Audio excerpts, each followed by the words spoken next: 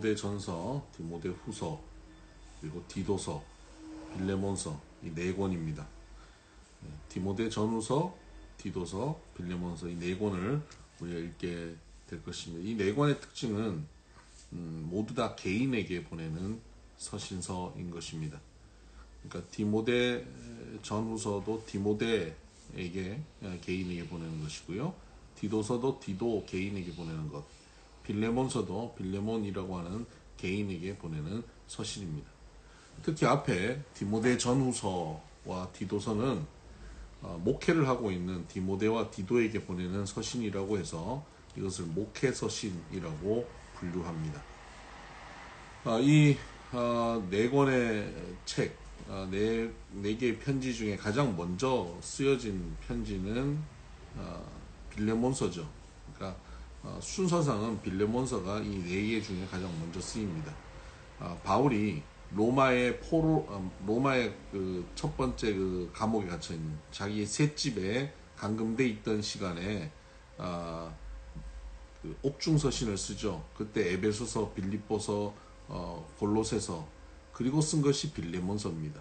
빌레몬은 바로 골로새 지역에 있던 사람인데 그에게 편지를 쓰는 것이고요. 그리고 나서 그 다음에 기록하는 것이 디모데 전서와 디도서입니다. 디모데 전서와 디도서는 어떤 배경을 가지고 쓰게 되냐면 바울이 첫 번째 그 감옥에 갇혀 있던 시간을 지내고 나서 풀려납니다. 풀려나서 그가 성경에는 기록되어 있지 않지만 네 번째 전도 여행을 하게 되는 것이죠. 네 번째 전도 여행을 자기가 복음을 증거했던 그 마게도냐 지역, 에베소 지역을 향해서 가는 겁니다. 가는 가운데 그레데라고 하는 섬에 들렸습니다. 그곳에서 그가 복음을 증거했고 교회가 세워진 것이죠. 그리고 그 지역에 디도를 남겨두고 옵니다. 그리고 에베소 교회에 디모데를 맡겼습니다. 그래서 디도는 그레데 지역의 교회를 감독하는 목회자가 되었고요. 에베소 교회는 디모데가 목회를 하게 되었고요. 바울은 이제 그 마게도냐 지역, 빌립보 교회, 데살로니가 교회가 있는 마게도냐 지역에 머물게 되었습니다. 그래서 마게도냐 지역에 있으면서 아마도 빌립보 교회였을 가능성이 높은데 마게도냐 지역에 있으면서 자기의 제자인 디모데와 디도가 목회를 하는데 이런 부분을 신경 써서 목회를 해라 라고 제자들에게 편지를 쓰는 것이 디모데 전서와 디도서라고 볼 수 있습니다. 그래서 디모데 전서와 디도서를 보면 그 당시에 여러 가지 그 어려움들, 교회가 갖고 있는 어려움들에 대한 이단의 공격, 이런 것들에 대한 언급도 있지만, 갈라디아서라든가, 또 고린도 전후서라든가, 여기서 교회가 갖고 있는 문제들에 대해서 교리적으로 어떻게 접근해야 될지에 대한 내용을 디모데 전서나 디도서에 별로 쓰지는 않습니다. 그러한 그 교회를 대하는 그 목회자의 태도가 어떠해야 되는지에 대해서 기록했고요. 특별히 교회 안에 있는 성도들 중에 리더를 어떻게 세워야 될지에 대한 말씀을 많이 기록하고 있습니다. 디모데 전서에는 감독을 어떻게 세워야 될지, 그리고 집사를 어떻게 세워야 될지에 대한 권면이 나오고요. 디도서에는 장로를 어떤 사람을 장로로 세워야 될지에 대한 권면이 나와 있습니다. 그래서 교회는 어떤 리더를 세워가는가가 어떤 일꾼을 세우느냐가 굉장히 중요한 부분이다라는 것을 우리가 알 수 있죠. 디모데전서에서 보면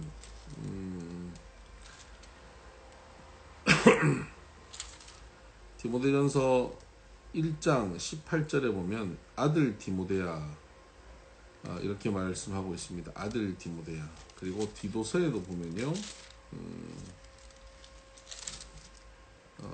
디도서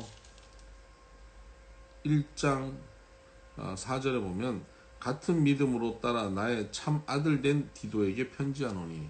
그러니까 디모데와 디도를 모두 다 아들처럼 여기고 있습니다. 바울이 그의 제자를 아들처럼 여기고 그 일을 맡기고 있는 것이죠. 이렇게 마음을 다 나누고 아들처럼 여기며 일을 맡길 수 있는 제자가 있었던 바울, 그의 사역이 참 귀하다 생각됩니다. 제자 한 사람 한 사람을 아들처럼 그렇게 키워내고 또 이 제자들은 스승인 바울을 아버지처럼 따르고 이러한 관계가 신앙 안에서 함께 세워가는 공동체의 관계라고 볼 수 있지요. 바울이 이제 그 아들 같은 디모데와 디도에게 교회를 맡기면서 그들에게 권면하고 있는 내용인데 1장 18절 그 디모데전서 1장 18절을 보면 아들 디모데야 내가 내게 이 교훈으로서 명하노니 전에 너를 지도한 예언을 따라 그것으로 선한 싸움을 싸우며 선한 싸움을 싸우는 거예요. 목회는 교회를 세워가는 것은 선한 싸움을 싸워가는 것입니다. 무엇으로? 복음으로요. 그러니까 싸운다고 하는 것은 공격한다는 의미가 아닙니다. 선한 싸움을 싸운다는 것은 예수 그리스도께서 싸운 그 싸움입니다. 나를 쳐서 복종시켜가는 것이죠. 내가 지고 내가 십자가 지고 죽음으로 하나님의 영광이 나타나는 그 싸움을 해야 하는 것이죠. 그래서 신앙 공동체를 우리는 어떻게 세워가야 되느냐? 선한 싸움을 싸우면서 감당해야 된다라는 말씀을 하고 있는 겁니다. 디도서도 마찬가지입니다. 디도서에서 바울은 디도에게 맡긴 그 그레데 섬 사람들이 얼마나 그 거친 사람들인지에 대한 언급을 하고 있습니다. 디도서 1장 12절에 보면 그레데인 중에 어떤 선지자가 말하되 그레데인들은 항상 거짓말쟁이며 악한 짐승이며 배만 위하는 게으름뱅이라. 그레데인에 대한 표현을 이렇게 하고 있습니다. 굉장히 거친 동네입니다.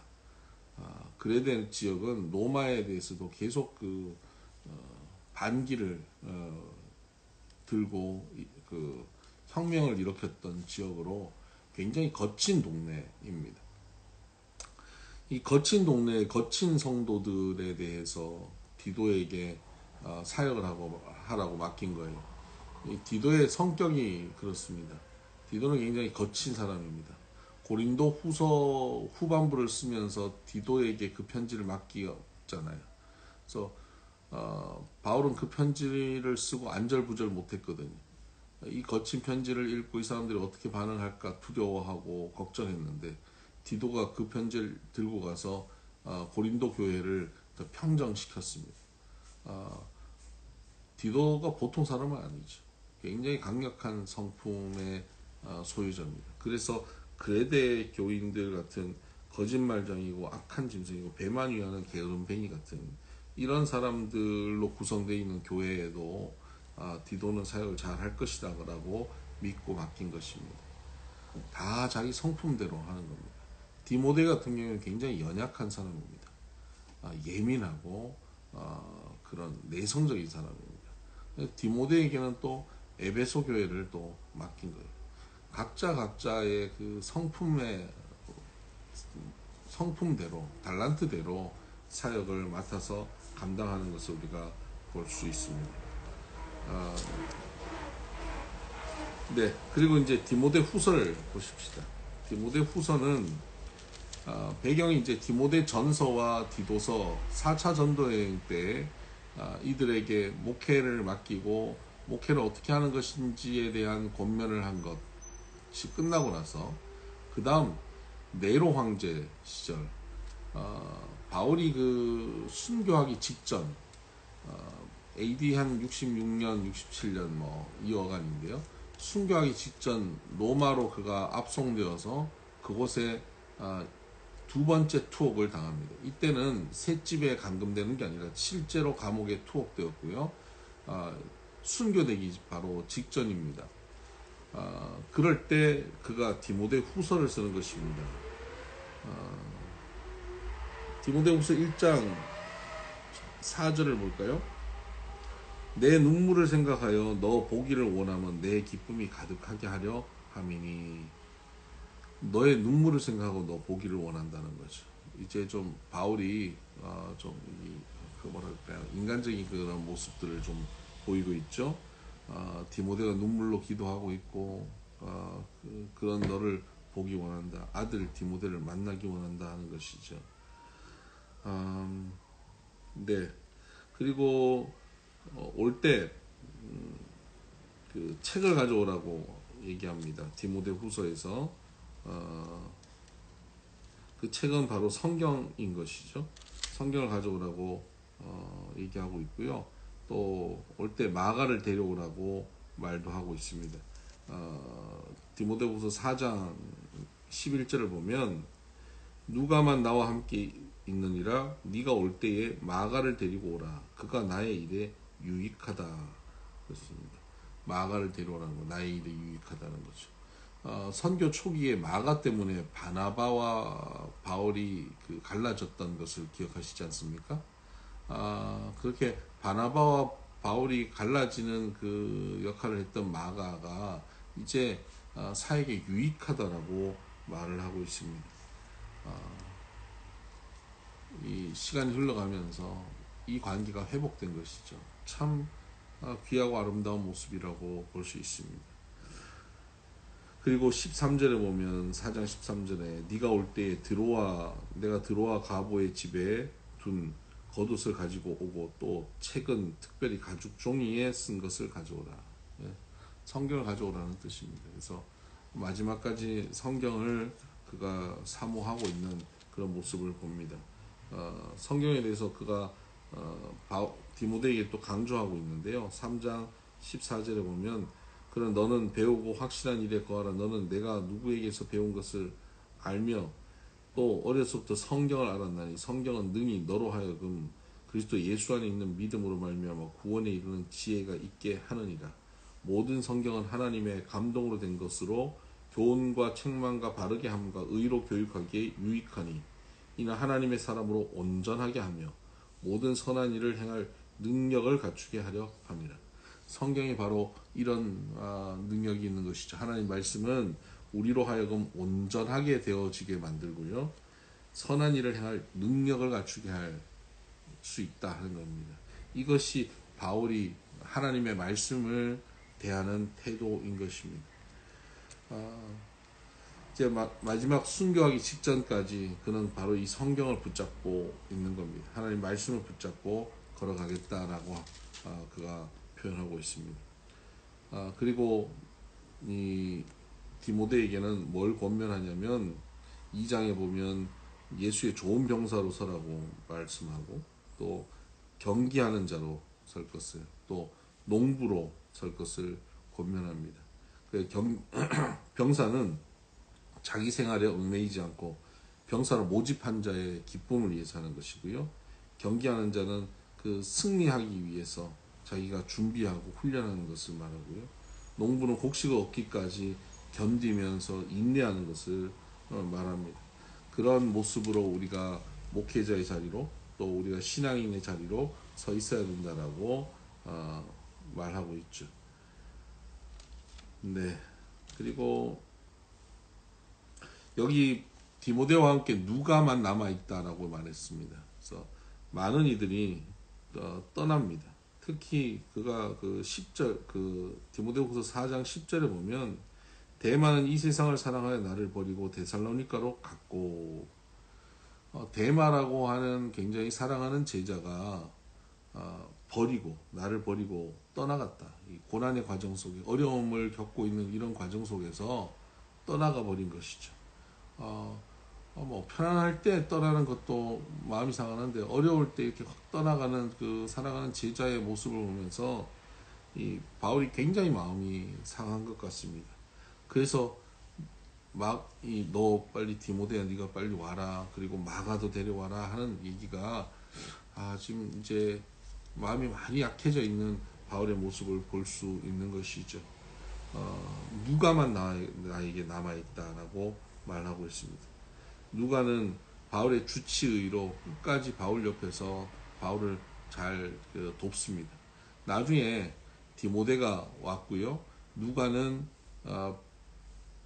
바울이 그 에베소 교회에 쓴 편지, 또 예루살렘 교회에 보내는 편지 같은 느낌인 히브리서, 사실 히브리서 저자가 누군지 명확하게 우리가 알 수 없습니다만 아마도 누가가 바울의 편지를 들고 간 거 아닌가라고 추정합니다. 그래서 누가가 그 편지를 전달하고 예루살렘 교회에 전달하고 누가가 에베소에 가서 목회를 했을 가능성이 높다, 이렇게 생각하고 있습니다.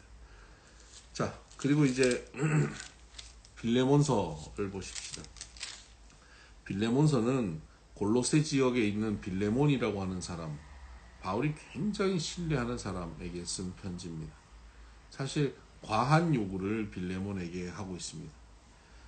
로마 감옥에서 그가 누구를 만났냐면 오네시모라고 하는 친구를 만났습니다. 이건 이제 첫 번째 바울이 로마 감옥에 갇혀있던 그 자기 셋집에 감금돼 있을 때의 일입니다. 그 오네시모를 만나고 그가 자기 일에 굉장히 유익한 사람임을 말합니다.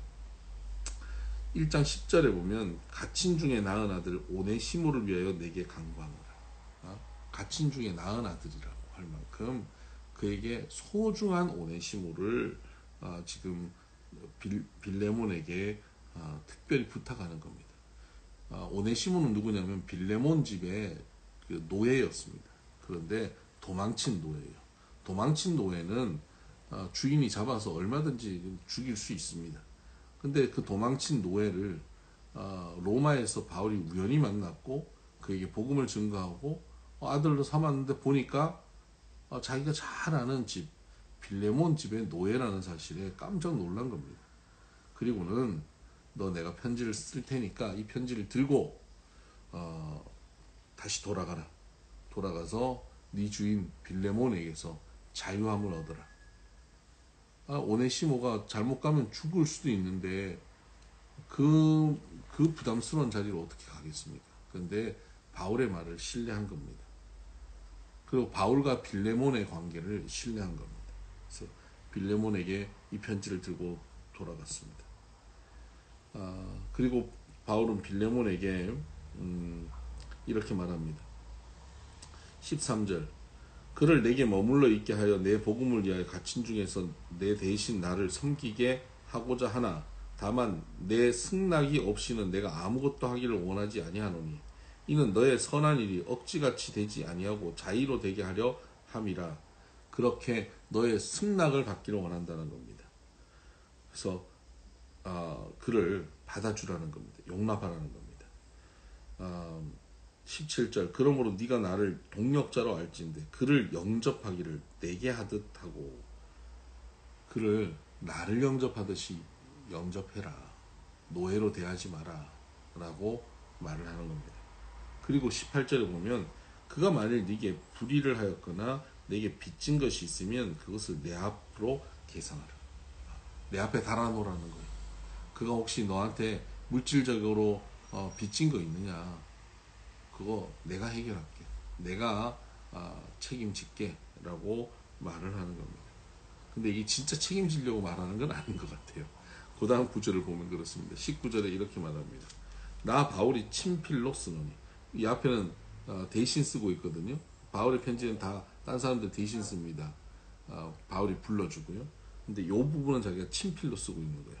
나 바울이 친필로 쓰노니 내가 갚으려니와. 그리고 네가 이 외에 내 자신이 내게 빚진 것은 내가 말하지 아니하노라. 다른 거 다 불러서 하는데 요 구절은 자기가 친필로 쓰는 거예요. 내가 반드시 갚는다. 그런데 네가 나에게 빚진 것은 내가 말하지 않을게, 이렇게 얘기하는 거예요. 이게 뭡니까? 농담인 거예요. 내가 너한테 갚을게. 근데 너 나한테 빚진 거 있지? 그건 내가 말 안 할게. 농담하는 거예요. 그러니까 그만큼 빌레몬과 바울이 깊은 관계입니다. 빌레몬이 바울에게 영적으로 양육받고 그런 영적인 관계 속에서 빚진 그런 관계였던 것이죠. 그런 관계에서 네가 나한테 빚이 있지 않냐? 그러니까 오네시모 용납해라. 내가 그 빚으로 너의 빚을 대신 갚는다. 그런 의미입니다. 그만큼 신뢰가 깊고 관계가 깊은 그런 모습입니다. 요즘 신앙생활을 하는 모습을 보면 성도와 목회자 또 성도와 성도 간의 관계가 신앙 간의 관계가 사실 굉장히 깊은 것 같지만 어느 한순간 좀 섭섭함이 생기고 좀 생각이 달라지고 또 이익의 문제에 있어서 손익의 문제에서 조금 내가 손해를 본다든가 이런 문제가 벌어지면 10년, 20년, 30년 신앙생활 함께하고 형제자매로 함께 살고 목회자와 성도로 함께 지내다가도 한순간 싹 얼굴색이 바뀌어버리고 등 돌려버리는 경우가 얼마나 많은지 모릅니다. 저는 이런 모습이 너무너무 안타깝습니다. 생각이 좀 다르다고, 입장이 좀 다르다고, 조금 섭섭해졌다고, 그 어떻게 수십 년의 세월의 그 관계가 이렇게 쉽게 끝나버리는가 싶습니다. 근데 바울의 이러한 관계들 보면 물론 도망간 대마 같은 그런 관계도 있지만 빌레몬처럼 이렇게 오랫동안 멀리 떨어져 있어도 이렇게 신뢰하고 부탁할 수 있는 무리한 부탁 같은 부탁도 할 수 있는 그런 관계가 참 귀하고요. 디모데와 마가와 누가와 디도처럼 이렇게 함께 아들처럼 여기면서 함께 사역할 수 있는 이런 관계가 참 아름답고 귀한 관계인 것 같습니다. 우리 비손의 모든 성도들이 이러한 관계로 함께 신앙생활을 함께 이루어 갔으면 좋겠다 기대합니다. 네, 오늘도 주님의 말씀 안에서 승리하는 하루가 되십시다. 샬롬.